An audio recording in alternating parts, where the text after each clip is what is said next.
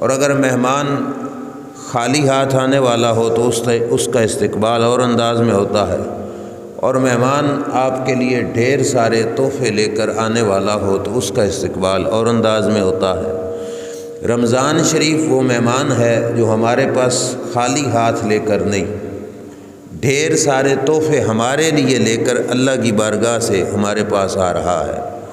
اور رمضان المبارک کا مہینہ یہ ایسا عزیز مہمان ہے کہ جو روزانہ نہیں، سال کے اندر ایک بار ہمارے پاس آتا ہے۔ اس سے بھی فرق پڑتا ہے کہ کوئی مہمان روزانہ آپ کے دروازے پہ آ جائے، اس کے ساتھ ہمارا رویہ اور ہوتا ہے، کوئی چند دنوں کے بعد آئے اور ہوتا ہے، کوئی مہینے کے بعد آئے اور ہوتا ہے، کوئی سال پورے کے بعد آئے تو پھر اور زیادہ محبت پیار کا انداز ہوتا ہے۔ رمضان المبارک اس واسطے بھی زیادہ محبت اور تعظیم کا حق رکھتا ہے کہ یہ سال کے اندر ایک بار ہمارے پاس آتا ہے، اور پھر یہ خالی بھی نہیں آتا، ہمارے لیے ڈھیر سارے تحفے اللہ کی بارگاہ سے لے کے آتا ہے۔ کیا کچھ اللہ کی بارگاہ سے لے کے آتا ہے وہ میں آپ کے سامنے حدیث پاک سے عرض کر دوں کہ رسول کریم صلی اللہ تعالیٰ علیہ وآلہ وسلم کے فرمان شریف کے مطابق جس وقت ماہ رمضان شروع ہوتا ہے، اللہ تبارک و تعالیٰ جنت کے سارے دروازوں کو کھول دیتا ہے اور جہنم کے دروازوں کو بند کر دیا جاتا ہے۔ اب یہ تحفہ بھی رمضان المبارک کے صدقے سے ہمیں نصیب ہوا کہ وہ مقام جو اللہ کی رحمتوں کی جگہ ہے، جنت، وہ مقام جس کی ہوائیں بھی برکت والی ہیں، وہ مقام جس کی مٹی بھی برکتوں والی ہے، جنت جیسی مقدس جگہ، اس کے دروازے رمضان شریف کے آنے پہ کھل جاتے ہیں، اور جہنم جیسی خطرناک جگہ جو انسان کے لیے تکلیف دہ ہے، اس کے دروازے بند ہو جاتے ہیں۔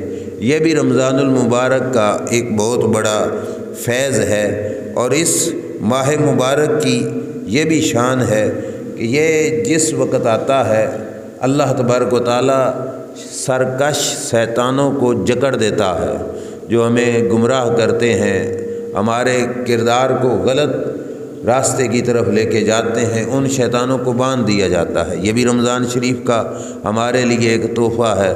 اور پھر آنے والا رمضان شریف ہمارے لیے جو بڑا تحفہ لے کے آتا ہے کہ یہ مہینہ یکم سے لے کے آخر تک اپنے اندر ایک بہت قیمتی رات رکھتا ہے، جس رات کی فضیلت یہ ہے کہ اس رات کو اللہ کریم نے 1000 مہینوں سے بہتر بنایا ہے۔ یعنی اس رات کے اندر اگر آپ عبادت کرو گے تو رات ایک ہوگی لیکن ثواب 1000 مہینوں کی عبادت کا مل جائے گا۔ یہ بھی بہت بڑا تحفہ ہے رب ذوالجلال جل شانہ کی بارگاہ سے۔ تو یہ مہمان آنے والا خالی ہاتھ بھی نہیں آ رہا ہمارے پاس، ہمارے لیے انتہائی قیمتی تحفے لے کے آ رہا ہے۔ اور آپ کو پتہ ہے کہ مہمان کا استقبال اس کی شایان شان ہوتا ہے۔ کچھ مہمان ہوتے ہیں جو آپ کے کمرے میں انٹر ہو گئے تو آپ اپنے ٹیبل سے، بیڈ سے، چیئر سے، کرسی سے اٹھ کر کھڑے ہو گئے، ان کا استقبال کر لیا، بس اتنا سا ہو گیا۔ کچھ وہ ہوتے ہیں جن کا استقبال ہم کمرے سے باہر نکل کے کرتے ہیں، کچھ وہ ہوتے ہیں جن کا استقبال ہم اپنے گھر کے دروازے پہ جا کے کرتے ہیں، اور کچھ وہ ہوتے ہیں جن کا استقبال ہم روڈ پہ جا کے کرتے ہیں، اور کچھ کا استقبال اب دیکھو باہر سے آنے والا مہمان ہو تو لوگ ایئرپورٹ پہ جا کے ان کا استقبال کرتے ہیں اور وہاں پہ خیر مقدم کرتے ہیں۔ تو یہ مہمان اتنا عزیز ہے، اتنا پیارا ہے کہ اس کے آنے سے جو 1 ماہ نہیں 2 ماہ نہیں، سرکار دو عالم صلی اللہ علیہ وسلم اس مہینے کے آنے سے پہلے اس کی تیاری شروع کر دیا کرتے تھے۔ وہ بھی کس خاطر؟ اسی وجہ سے کہ یہ مہینہ رسول خدا صلی اللہ علیہ وسلم کی نگاہ میں بہت عزتوں والا ہے۔ اب سنیے استقبال کرنا کیسے، ہم نے کیسے استقبال کرنا ہے۔ مہمان کے آنے پر گھر سجائے جاتے ہیں، لیکن اس مہمان کے آنے پر ہمیں دل سجانا پڑے گا، اور دل کے سجانے کا مطلب سب سے پہلے نمبر پر ہمیں اپنے عقیدے کی دوبارہ ری چیکنگ کرنی پڑے گی کہ ہم کس عقیدے پر؟ کیا ہم اپنے ایمان کو سلامت لے کے پھر رہے ہیں یا اپنے ایمان کو کہیں نقصان تو نہیں ہو گیا؟ اگر خدا نخواستہ ایمانی نقصان ہے تو اس نقصان کو پورا کر کے رمضان شریف کے آنے سے پہلے کامل مومن بن کر رمضان شریف کا استقبال کیا جائے کہ ادھر سے رمضان شریف انٹر ہو اور آگے سے ہم لوگ مکمل ایمان کے ساتھ رمضان المبارک کا استقبال کر رہے ہوں۔ کیونکہ اس مہینے کے استقبال کے لیے یہ ظاہری تن کے کپڑے ستھرے ہونے نہیں، عقیدے کا ستھرا ہونا یہ لازمی ضروری ہے۔ یہ ذہن میں رکھ لو، بدن مٹی سے آلودہ ہو، کپڑے مٹی سے آلودہ ہوں اور بندہ بال گرد آلود ہوں، یہ گندگی اتنی گندگی نہیں جتنی گندگی عقیدے والی گندگی ہے کہ عقیدہ گندہ ہو جائے تو انسان بہت بڑا گندہ ہو جاتا ہے، اور وہ گندگی ایسی ہے کہ جس گندگی کے بعد اگر ہم کعبہ شریف میں بھی چلے جائیں تو ہمیں وہاں پہ جانا بھی کوئی فائدہ نہیں دے گا۔ تو سب سے پہلے ہم اپنے عقیدے کی ستھرائی کریں، اس کی صفائی کریں، دیکھیں کہ ہم حسن عقیدہ کے ساتھ ہیں، توحید، رسالت، نبوت پر جو ہمارا ایمان ہے، اور اس کے بعد اللہ کے فرشتوں پر، اللہ کی کتابوں پر، اللہ کے سارے نبیوں پر، اور یوم قیامت پر، اور قیامت کے دن دوبارہ زندہ ہونے پر، اور تقدیر پر، حساب و کتاب پر، اللہ تبارک و تعالیٰ جل شانہ نے جو بندہ مومن کا حساب لینا ہے اس پر ہمارا ایمان دوبارہ اس کو بندہ ریپیٹ کر لے اور اپنے ذہن کے اندر ان باتوں کو پختہ بٹھا لے۔ اور اس کے ساتھ ساتھ یہ ہے کہ انسان اپنے اعمال کے ساتھ بھی، حسن اعمال کے ساتھ رمضان المبارک کا استقبال کر رہا ہو۔ یہ نہ ہو کہ ادھر سے چاند نظر آ رہا ہو اور ہم کسی برے عمل کے اندر مبتلا بیٹھے ہوں، نہ چاند نظر آئے تو ہم اس وقت بھی اللہ کے حضور سجدہ ریز ہو رہے ہوں۔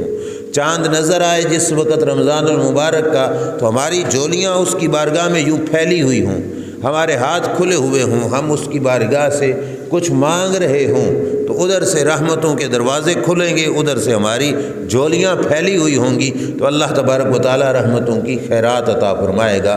کہیں بدقسمتی سے ایسا نہ ہو کہ چاند نظر آئے اور ہم بازاروں میں پھر رہے ہوں، کوئی نشے میں دھت بیٹھا ہو، کوئی سینمے کی دہلیز پہ مست بیٹھا ہو، نہ ایسا نہ ہو۔ یہ مبارک مہمان ہمارے پاس آئے تو ہم اس کے انتظار میں اللہ کے حضور جولیاں پھیلا کے بیٹھے ہوں کہ رحمتوں کا ایک مہینہ ہمارے پاس آ رہا ہے، اس انداز کے اندر اس ماہ مبارک کا استقبال کیا جائے۔ اب یہ چند باتیں میں نے آپ حضرات کے سامنے عرض کی۔ اب اس کے بعد سنیے حدیث پاک جو اللہ کے رسول صلی اللہ علیہ وسلم نے اپنی امت کو رمضان المبارک کے استقبال کا طریقہ دیا۔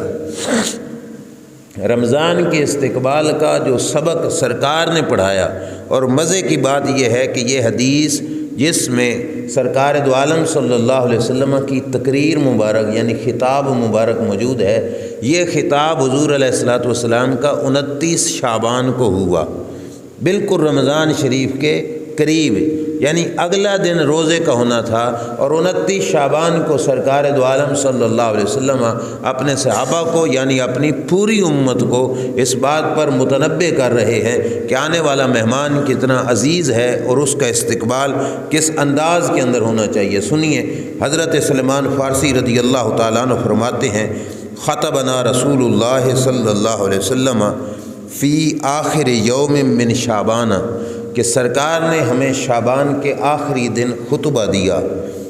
اب اگلے سارے الفاظ عربی میں سرکار کی زبان مبارک والے وہ آپ کے سامنے پڑھوں گا، برکت بھی ہو جائے گی اور اس میں ہمارے لیے ترجمے سے سبق بھی مل جائے گا۔ اللہ کے رسول صلی اللہ علیہ وسلم نے پہلا جملہ بولا، یا ایھا الناس قد اظلکم شہر عظیم مبارک، اے لوگو تمہارے سر پر آ پہنچا وہ مہینہ جو بہت بڑا مہینہ ہے، وہ مہینہ جو بہت بڑا مہینہ ہے۔ اب مہینہ کتنے دنوں کا ہوتا ہے؟ 29 کا یا 30 کا؟ رمضان کا مہینہ اس سے زیادہ ہوتا ہے بھلا؟ کوئی 50 دن یا 60 دن کا تو نہیں۔ تو سرکار فرماتے ہیں بڑا مہینہ آ رہا ہے، تو سارے مہینوں کی جتنا مہینہ ہے تو بڑا کس اعتبار سے؟ ایک ہوتی ہے بڑائی گنتی کے لحاظ سے، اور ایک ہوتی ہے بڑائی ویلیو کے لحاظ سے، اہمیت کے لحاظ سے گنتی میں اس کے دن بھی اس کے دنوں جتنے ہی ہیں، 29 ہیں یا 30 ہیں، لیکن اس کی بڑائی اہمیت کے اعتبار سے ہے کہ گویا سرکار بتا رہے ہیں کہ لوگوں تمہارے پاس ایک بہت بڑا مہینہ، کیا مطلب بڑی شان والا مہینہ تمہارے پاس آ رہا ہے، جس کی بڑی اہمیت ہے اللہ کی نگاہ میں بھی اور دین اسلام کی نگاہ میں بھی، وہ مہینہ تمہارے پاس آ رہا ہے۔ میں ایک ایک لفظ پہ بولوں تو وقت بہت کم ہے، لیکن لفظ عظیم پہ میں وضاحت کرنا ضروری سمجھتا ہوں۔ عظیم کا لفظ وہ ہے جو بولنے والے کے عظمت کو دیکھ کر اس کی عظمت کو سمجھا جاتا ہے۔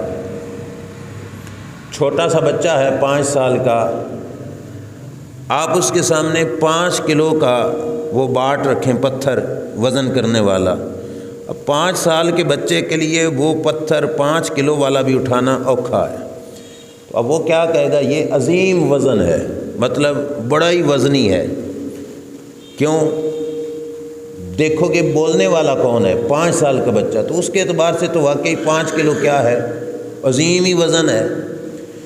ایک پہلوان ہے، اس کے سامنے 2، 2.5، 3، 4، 5 من بھی ہوں تو وہ اسے بھی عظیم نہیں کہے گا۔ جو منوں میں زیادہ تعداد کو پہنچے، کوئی 10 من کو پہنچے گا تو وہ پہلوان اسے کہے گا کہ یہ عظیم وزن ہے۔ ایک غریب شخص ہے، اس کے لیے 1000 روپے کی رقم بھی ایک عظیم رقم ہے، وہ کہے گا 1000 روپے بہت بڑی رقم ہے۔ اور ایک کروڑوں پتی ہے، اس کے لیے تو 1000 چھوڑو، 5، 10 ہزار، 20 ہزار بھی عظیم کوئی نہیں، وہ تو آرام سے ان کو خرچ کر سکتا ہے۔ اب یہ بات سمجھنے کے بعد آپ سمجھو کہ لفظ عظیم کہ بہت بڑا ہے، جب ہم سنیں گے تو پہلے دیکھیں گے بولنے والا کون ہے، بولنے والے کے اعتبار سے عظیم کی عظمت سمجھ آئے گی۔ اب جس ہستی نے رمضان المبارک کو عظیم کہا، وہ ہستی خود کتنی بڑی ہے۔ اگر ان کی عظمت کو دیکھو تو وہ اتنی عظمت والی ہستی ہے کہ جن کی نگاہ میں ساری دنیا کی دولت بھی قلیل ہے۔ اللہ نے قرآن میں کیا فرمایا؟ کل متاع الدنیا قلیل۔ اے محبوب صلی اللہ علیہ وسلم فرما دو کہ دنیا ساری کی ساری قلیل ہے، تھوڑی ہے۔ اور اللہ نے ہی اپنے محبوب کو فرمایا ہوگا نا، محبوب آپ فرما دو دنیا ساری کی ساری قلیل ہے پر رمضان 30 دنوں کا بھی عظیم ہے۔ اب سمجھ آ گئی ہوگی آپ کو کہ لفظ عظیم کتنی عظمت رکھتا ہے، کیونکہ میرے جیسا بندہ کہتا کہ رمضان المبارک بڑا ہی مہینہ ہے، تو اب اس کی عظمت اتنی نہیں جتنی عظمت نبیوں کے تاجدار نے کہہ دیا کہ رمضان عظیم مہینہ ہے، بہت عظمتوں والا مہینہ ہے، تو اب اس کی عظمت بہت زیادہ نکھر کے ہمارے سامنے آ گئی۔ سرکار نے صرف عظیم نہیں کہا بلکہ کیا کہا؟ شہر عظیم مبارک۔ یہ وہ مہینہ ہے جس مہینے کے دنوں میں، جس مہینے کی گھڑیوں میں، جس کے منٹوں سیکنڈوں میں اللہ نے برکتیں پیدا فرمائی ہیں۔ اب میں کہوں برکت تو ہم برکت کو دیکھ بھی نہیں سکتے۔ دیکھو نا، ہمارے سامنے کھانا پڑا ہے، اس میں برکت ہے یا برکت نہیں ہمیں نہیں نظر آتی۔ ہمارے پاس دولت ہے، ہمیں نہیں نظر آ سکتی کہ برکت ہے یا نہیں۔ یہ وہ ہستی بیان فرما رہے ہیں جو برکت کو اپنی آنکھوں سے دیکھ بھی سکتے ہیں۔ اور سرکار نے فرمایا کہ یہ مہینہ وہ ہے جس مہینے کی ہر گھڑی بڑی برکتوں والی ہے۔ اللہ کریم جل شانہ نے اس مہینے کی گھڑیوں میں بھی برکت پیدا فرما دی ہے۔ برکت والا مہینہ، یہاں سے یہ بھی ذہن میں رکھو کہ دن سارے کے سارے اللہ کے، مہینے بھی سارے کے سارے اللہ کے، لیکن کچھ دن ایسے ہوتے ہیں جن کو رب دوسرے دنوں سے زیادہ برکتیں دے دیتا ہے۔ اسی طرح کچھ مہینے بھی ایسے ہوتے ہیں جن مہینوں کو باقی مہینوں میں سے اللہ تعالیٰ زیادہ برکتیں عطا فرما دیتا ہے۔ جیسے بندے سارے کے سارے ہی اللہ کے ہیں، لیکن کچھ بندے بابرکت بندے ہوتے ہیں، کچھ بندے منحوس بندے ہوتے ہیں، جہاں پہ بیٹھ جائیں وہاں پہ نحوست، اور کچھ اللہ کے ایسے بابرکت بندے ہوتے ہیں جہاں پہ ان کا قدم لگ جائے اللہ صدیوں بعد اس شہر کو بھی برکتوں سے نوازتا رہتا ہے۔ یہ آجودنت کا شہر جس کو آج پاک پتن شریف کہا جاتا ہے، اللہ کے ایک فقیر نے ڈیرے لگائے، اس کی برکتوں سے اللہ نے پورے شہر کو پاک پتن بنا دیا۔ یہ ہے کہ اللہ نے کچھ چیزوں میں برکتیں رکھی ہوتی ہیں۔ تو سرکار فرما رہے ہیں رمضان وہ مہینہ ہے جس کی گھڑیوں میں اللہ جل شانہ نے برکتیں رکھی ہیں، برکتوں والا مہینہ ہے۔ یہ آنے سے ایک دن پہلے سرکار اپنے غلاموں کو تیار کر رہے ہیں۔ آگے کیا فرمایا؟ برکت ہے فیہ لیلۃ خیر من الف شہر۔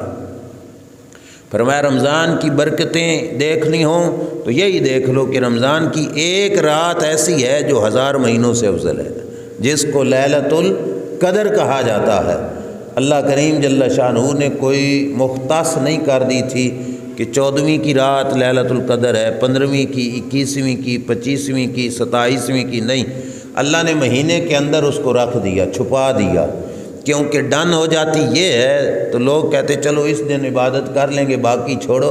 اللہ نے فرمایا نہیں، چھپا کے رکھ دی دنوں کے اندر، تاکہ اس کے دنوں میں سے ہر دن، راتوں میں سے ہر رات کے اندر میرا بندہ تلاش میں لگا رہے، اور جو محنت کرے گا اللہ کریم اسے اجر ضرور عطا فرمائے، اسے وہ وہاں سے ضرور مل جائے گی۔ اس واسطے فرمایا رات ایک ایسی ہے جو 1000 مہینوں سے افضل ہے۔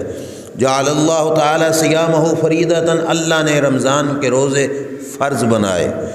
وقیام لیلہ تطوعا، اور رات کا قیام جو تراویح کی شکل میں ہوتا ہے اس کو رب نے سنت بنایا۔ روزوں کی فرضیت، جو شخص عاقل ہے، بالغ ہے، مسلمان ہے، تندرست ہے، مسافر نہیں ہے، اس پر رمضان المبارک کا روزہ فرض ہے۔ اور یہ وہ فرض نہیں کہ جیسے فرض کفایہ ہوتا ہے جنازے والا، کہ محلے میں سے کسی ایک نے بھی ادا کر دیا تو سب کی جان چھوٹ گئی۔ یہ فرض کفایہ نہیں، فرض عین ہے۔ مطلب یہ ہے کہ ہر بندے پر اپنا اپنا روزہ رکھنا یہ فرض ہے، اس کے ذمہ لازمی ہے۔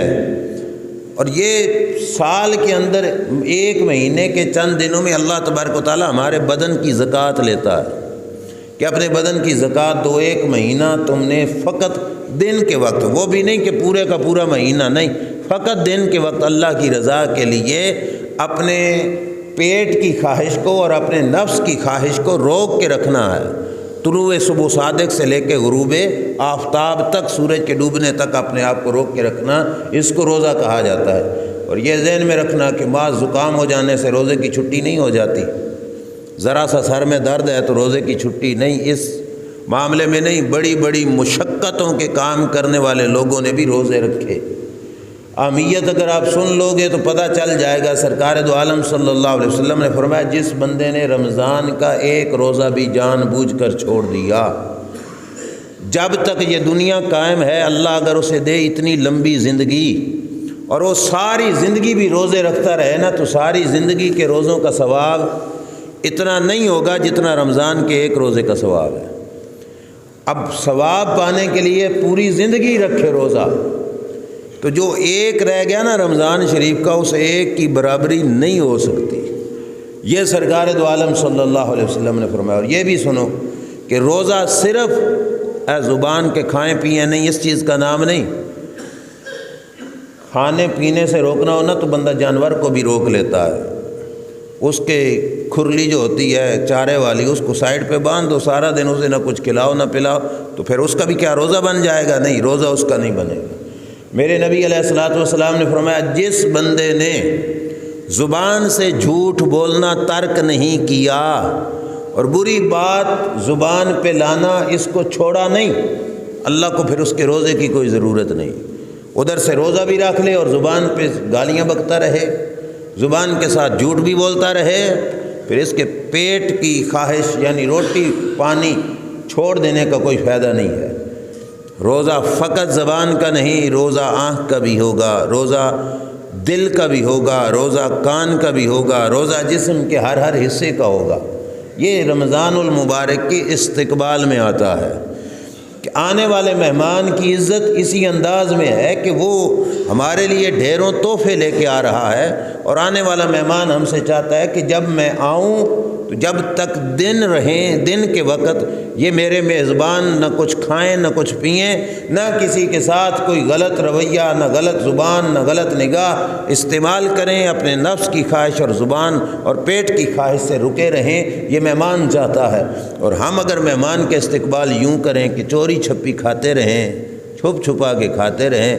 رمضان کے آنے سے پہلے ہم کناتیں لگانے شروع کر دیں کہ اندر بیٹھ کے ہم کھاتے رہیں گے، کھلاتے رہیں گے، اندر بیٹھ کے ہمارا کاروبار اور دھندا چلتا رہے گا، تو پھر رمضان شریف کا استقبال تو ہم برے انداز میں کر رہے ہیں۔ ہم نے اس آنے والے مہمان کی عزت ہی نہیں رکھی کہ جس مہمان کے آنے پر ہم نے اس کا احترام کرنا تھا، بجائے احترام کے ہم اس کی توہین کر رہے ہیں، اس کی حرمت پر، عظمت پر حملہ آور ہو رہے ہیں۔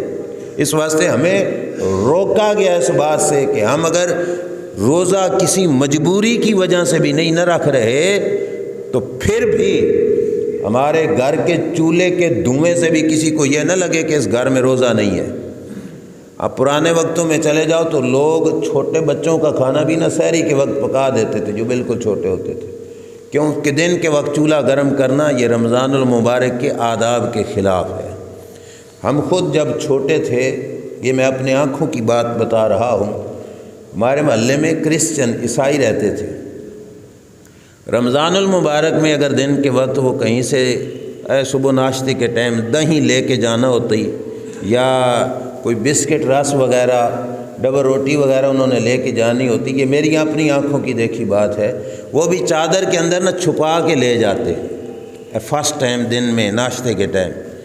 کس خاطر کہ رمضان المبارک ہے، اگرچہ وہ مسلمان نہیں لیکن اس کے باوجود وہ اس رمضان المبارک کی وجہ سے کوئی چیز خرید کے گھر لے جانی بھی ہوتی تو پردے میں لے کے جاتے، یہ ہماری آنکھوں دیکھی بات۔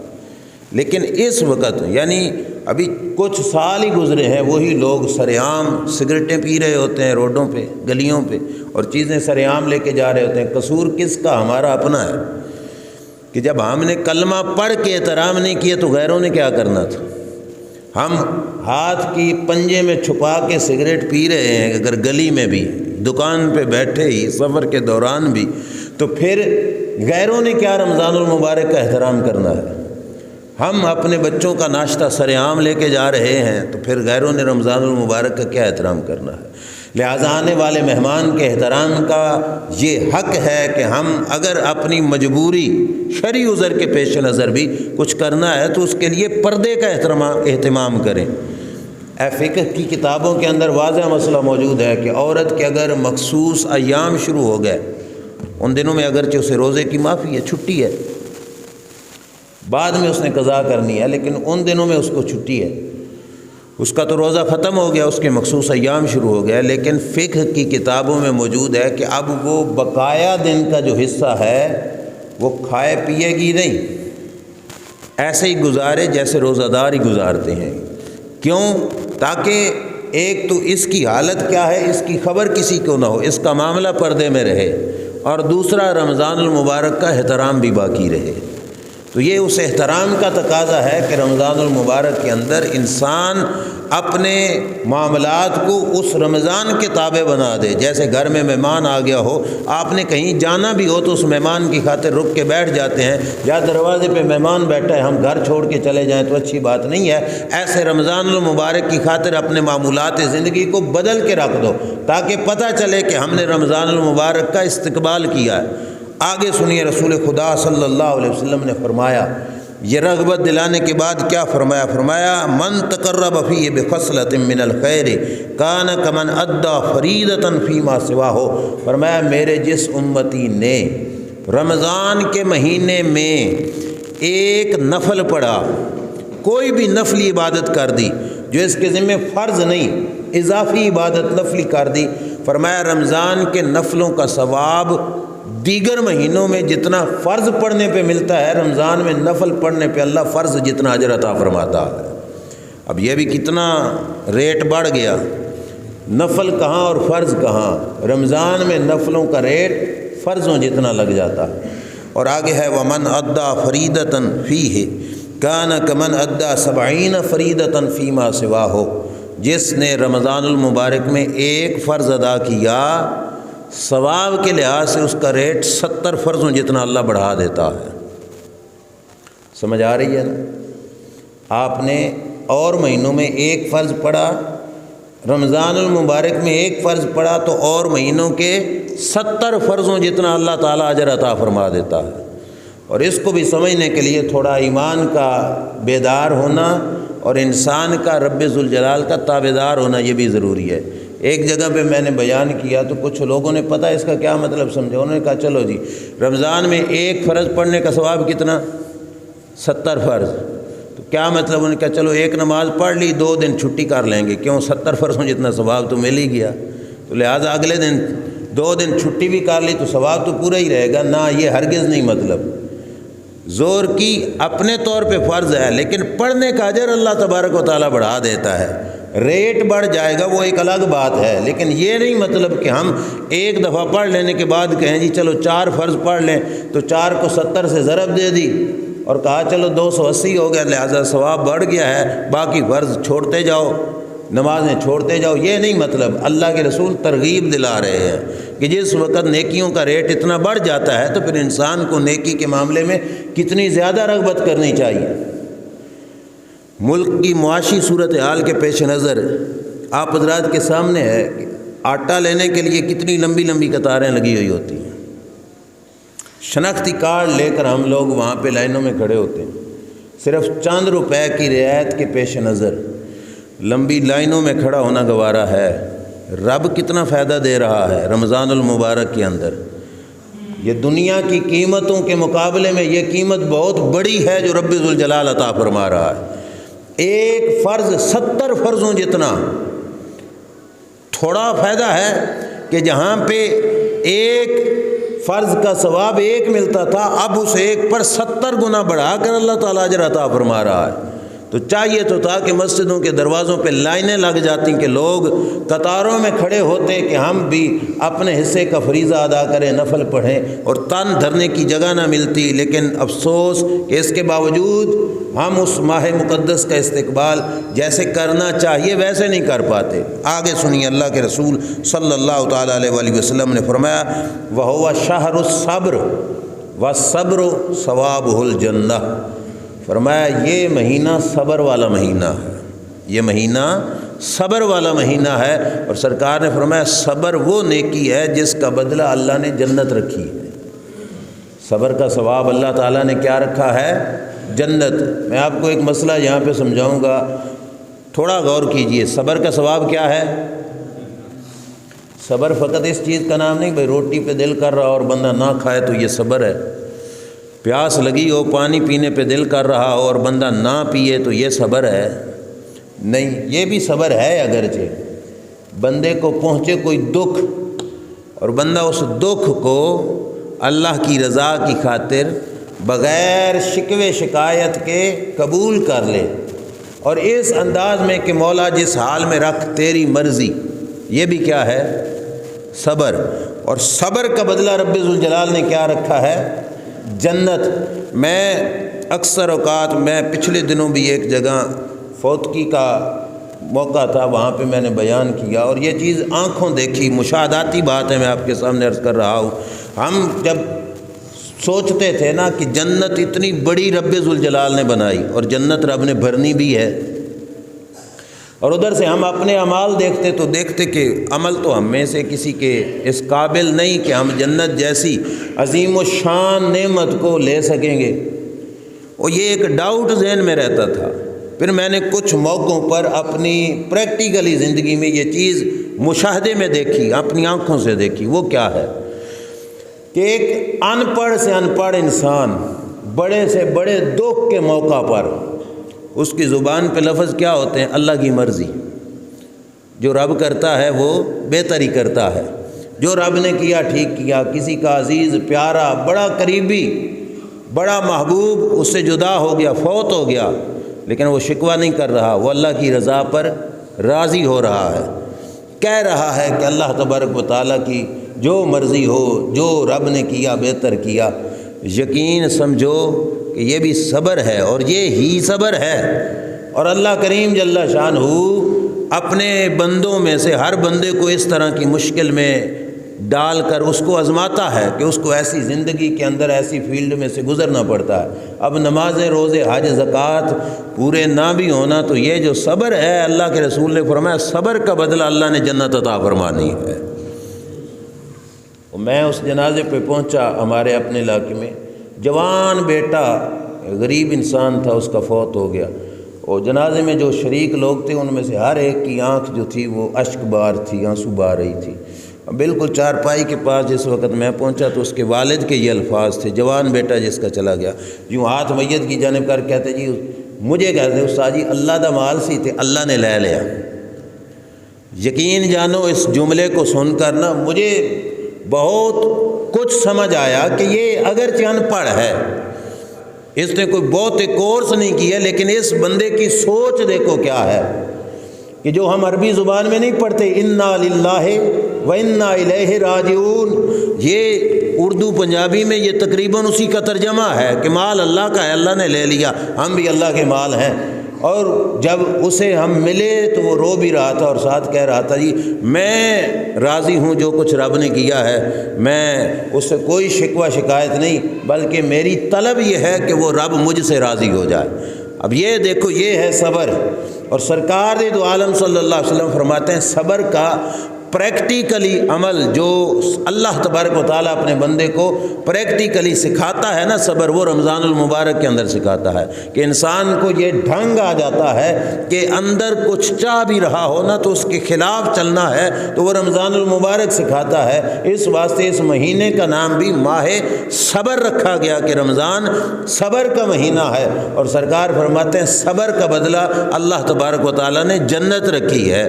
آگے سنیے، صبر کے بعد رسول کریم صلی اللہ علیہ وسلم فرماتے ہیں وَهُوَ شَهْرُ الْمُوَاسَاةِ، رمضان ہمدردی کا مہینہ ہے۔ رمضان المبارک ہمدردی کا مہینہ، ہم درد، اس کا یوں جیسے لوگ کہتے ہیں نا فلاں آدمی ہم جماعت ہیں، کیا مطلب ایک جماعت، فلاں اور فلاں ہم عمر ہیں، کیا مطلب ان کی عمر ایک جتنی، ہم درد کیا مطلب درد ایک جیسا رکھ لینا۔ سرکار نے فرمایا رمضان ہم دردی کا مہینہ ہے کہ اس کے اندر انسان اپنے بھائیوں کے درد میں شریک ہو جاتا ہے، اور شریک ہونے کا اسے ڈھنگ آ جاتا ہے۔ اب دیکھو کہ ہمیں اللہ تبارک و تعالیٰ ہر کسی کو اچھا معاشرتی نظام عطا فرمائے، اگر کسی کو 3 ٹائم کے کھانے کا مل رہا ہے اسے کیا خبر اس شخص کے درد کی کہ جو 3 ٹائم بھوکا ہو کے سوتا ہے، اسے تو نہیں نہ خبر ہوگی، خبر تو اسی ہوگی جسے 1 ٹائم کی بھوک برداشت کرنی پڑے۔ رمضان المبارک اس غریب کے ساتھ ہم درد ہمیں بنا دیتا ہے کہ جیسا درد اسے ہے ایسا درد اسے بھی پہنچ رہا ہے، تو اس صورت میں انسان کے اندر ہمدردی کا جذبہ پیدا ہوتا ہے۔ ہمدردی کی مختلف صورتیں ہوتی ہیں، ایک ہوتا ہے کسی کے ساتھ تعاون کر دینا، کسی کو کچھ دے دینا، کسی کی مشکل میں اس کے کام آ جانا، اور ایک ہمدردی وہ ہوتی ہے کہ جس رنگ میں اگلا ہے نا اسی رنگ میں انسان اپنے آپ کو رکھ لے۔ مشکات شریف کی شرح ہے مرکات، اس کے اندر ملا علی قاری نے ایک فقیر کا ذکر کیا کہ ایک اللہ کا ولی، سردیوں کا موسم ہے اور اس کا جسم کانپ رہا ہے، اس کے پاس گرم کپڑے تھے لیکن وہ نارمل کپڑوں میں بیٹھا ہے اور جسم اس کا کانپ رہا ہے۔ ساتھیوں نے اسے کہا کہ یار تو کپڑے کیوں نہیں پہن لیتا، گرم کپڑے ہیں جو صحیح، تو اس نے کہا کہ میرے محلے میں اتنے غریب ہیں جن کے پاس پہننے کو گرم کپڑے نہیں ہیں، اور میرے پاس بھی اتنے وسائل نہیں کہ میں ہر کسی کی مدد کر سکوں کہ ان کو گرم کپڑے لے کے دے سکوں، اور تو کچھ نہیں کر سکتا۔ ہمدردی کا یہ ایک انداز ہے کہ جیسے وہ کانپ رہے ہیں میں بھی ان کے ساتھ اس درد کے اندر شریک ہوں، اسی چیز کو کیا کہا جاتا ہے، ہمدردی۔ سرکار نے فرمایا رمضان ہمدردی کا مہینہ ہے۔ رمضان المبارک انسان کو ہمدردی کا سبق سکھاتا ہے کہ لوگوں تمہیں جو مشکل ہے، انسان اس مشکل کی گھڑی میں اپنے دوسرے مسلمان بھائیوں کی مشکل کو اچھے طریقے کے ساتھ سمجھ سکتا ہے، اور اسے پتہ چل جائے گا کہ مشکل کس رنگ کی اور مشکل کو برداشت کرنا کتنا اوکھا ہوتا ہے۔ سرکار نے فرمایا یہ ہمدردی کا مہینہ ہے۔ آگے سنیے وَشَهْرٌ يُزَادُ فِيهِ رِزْقُ الْمُؤْمِنِ، فرمایا یہ وہ مہینہ ہے جس مہینے میں اللہ مومن کا رزق بڑھا دیتا ہے، مومن کا رزق بڑھا دیتا ہے۔ بڑی سوچنے والی بات ہے۔ اب ہمارا دین ہمیں کئی پہلوؤں سے سبق دیتا ہے۔ آگے پیچھے اگر 3 ٹائم کا پکتا ہے تو رمضان میں کتنا 2 ٹائم ہو گیا، تو رزق تو کم کر دینا چاہیے تھا، کیونکہ 1 ٹائم الٹا کم ہو گیا ہے۔ اس قدرتوں والے کا انداز کرم دیکھو کیا ہے کہ بجائے اس کے کہ پکنا اب ایک ٹائم کم ہے لیکن رزق کم نہیں کر رہا، الٹا حدیث پاک بتا رہی ہے کہ اللہ مومن کے رزق کو مزید بڑھا دیتا ہے۔ ٹائم ایک گھٹا دیا، رزق بڑھا دیا، اس کی وجہ کیا ہے؟ اس میں حکمت کیا ہے؟ رب چاہتا کیا ہے؟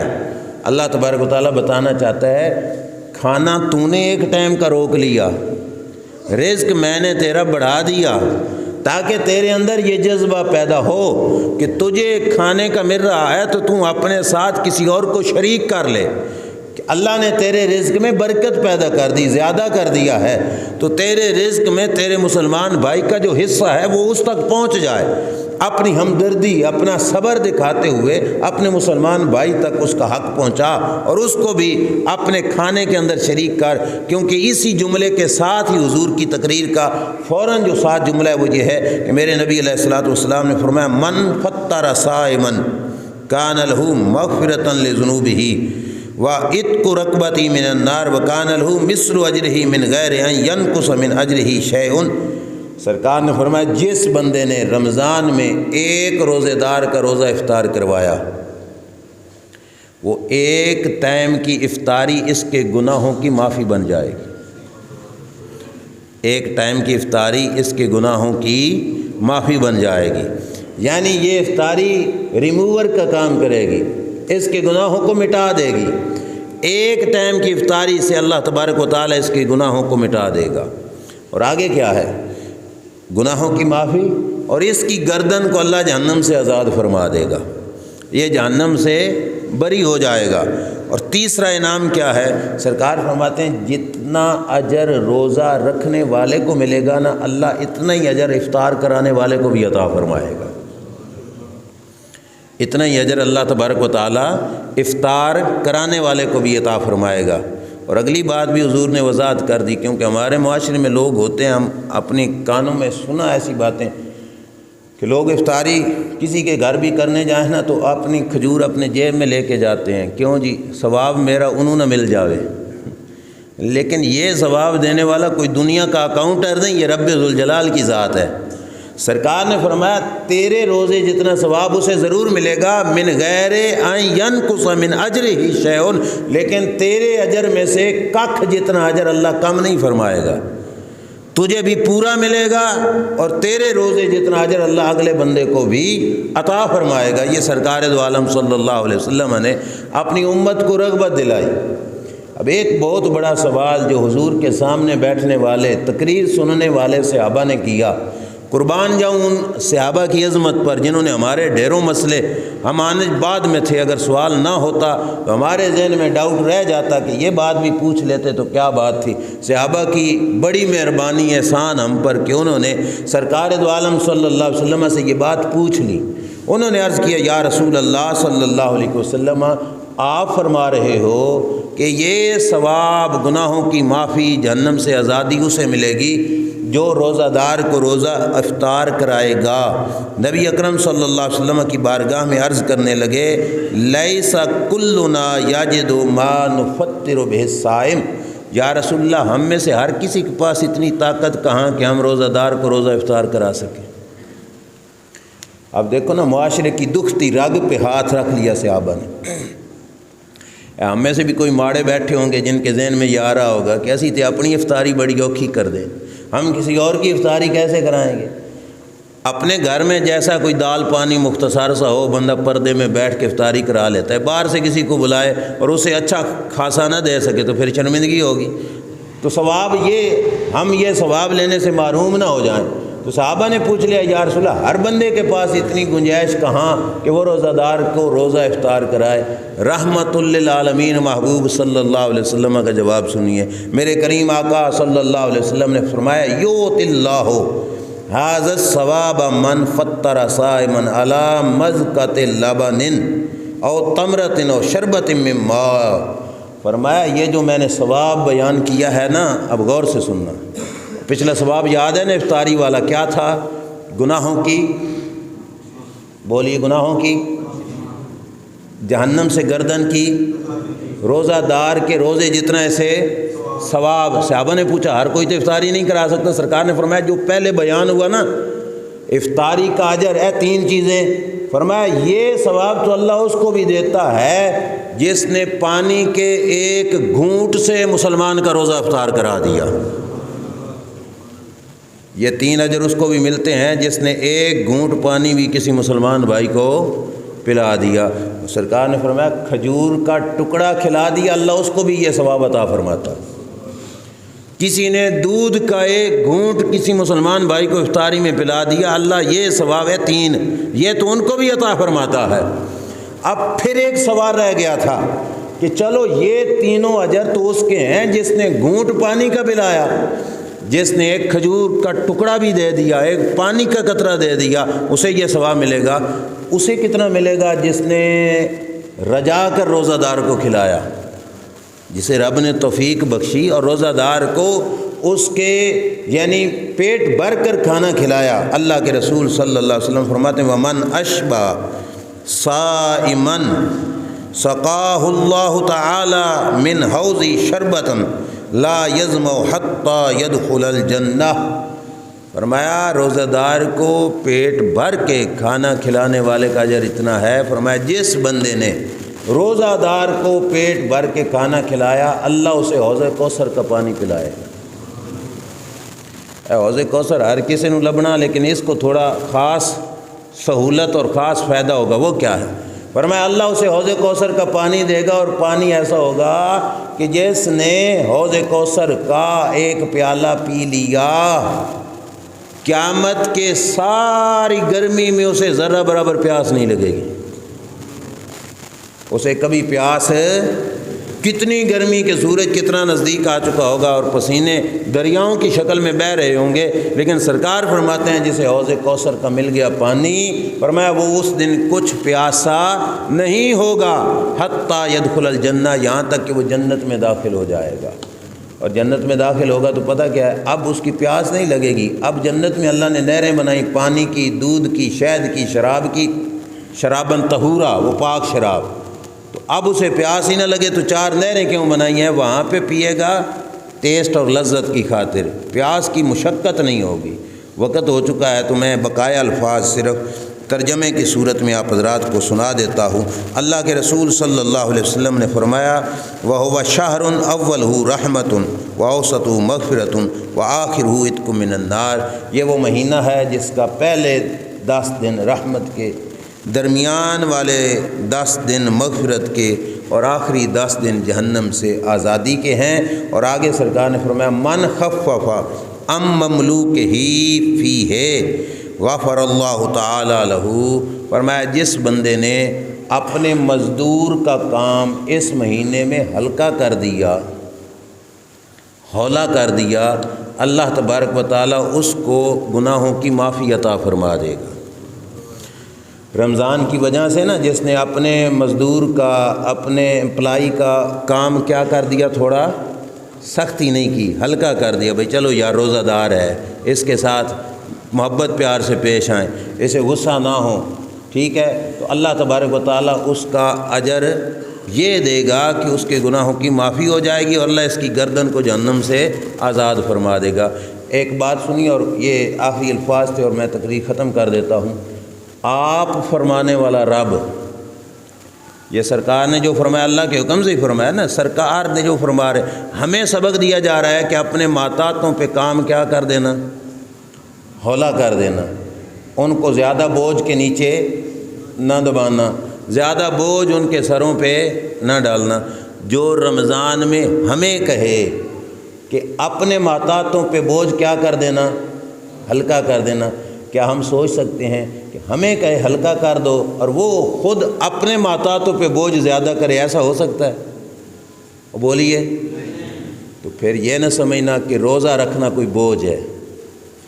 کچھ لوگ یہ سمجھیں گے ہمیں سبق ہے کہ بوجھ ہلکا کر دینا، اور آپ 20 رکعتیں بڑھا دیں، پہلے 5 نمازیں پڑھتے تھے، 20 رکعتیں تراویح کی مزید کیا ہے بڑھا دی گئیں، روزہ بڑھا دیا گیا، ساتھ بوجھ وادودہ پا دیتا کیا؟ نہیں، یہ بوجھ نہیں، وجہ یہ ہے کہ وہ جو کرتا ہے اپنے بندوں کی بھلائی کا انتظام کرتا ہے، اس نے جو رکھا اپنے بندوں کے فائدے کے لیے رکھا ہے۔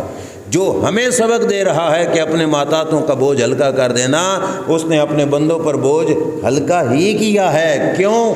کیونکہ آگے پیچھے باقی دنوں میں جہاں پہ بہتا ٹل لگا کے معافی مانگتے تو معافی ملنی تھی، رمضان المبارک میں ہلکا سا آنسو بہا دیا تو اللہ ڈھیروں ہی رحمتیں عطا فرما دے گا۔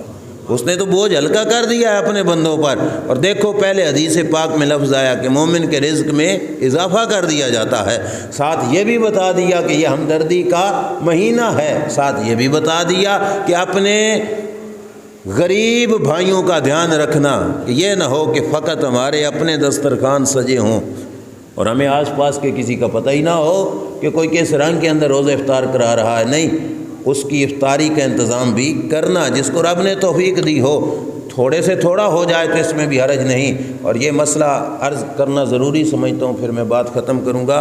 افطاریوں کے موقع پر بھی اپنے رشتہ دار اور اپنے دوست ہی صرف طلب کر لینے کہ وہی آئیں اور غریبوں کو دھکے دیے جائیں، یہ بڑی غلط بات ہے۔ نہ اگر افطاری کا ذہن بن گیا ہے تو اپنے معاشرے میں چیک کرو، جس کا روزہ ہو وہ آپ کے ساتھ بولتا ہے بھاویں نہیں بولتا، اس کا تیرے ساتھ تعلق ہے تو بھاویں نہیں ہے، تمہارے ساتھ وہ ہنس کے بولتا ہے یا نہیں بولتا، روزہ رکھا ہے نا، اسے بلا لو اپنے گھر افطاری پہ، ثواب تمہیں ملے گا۔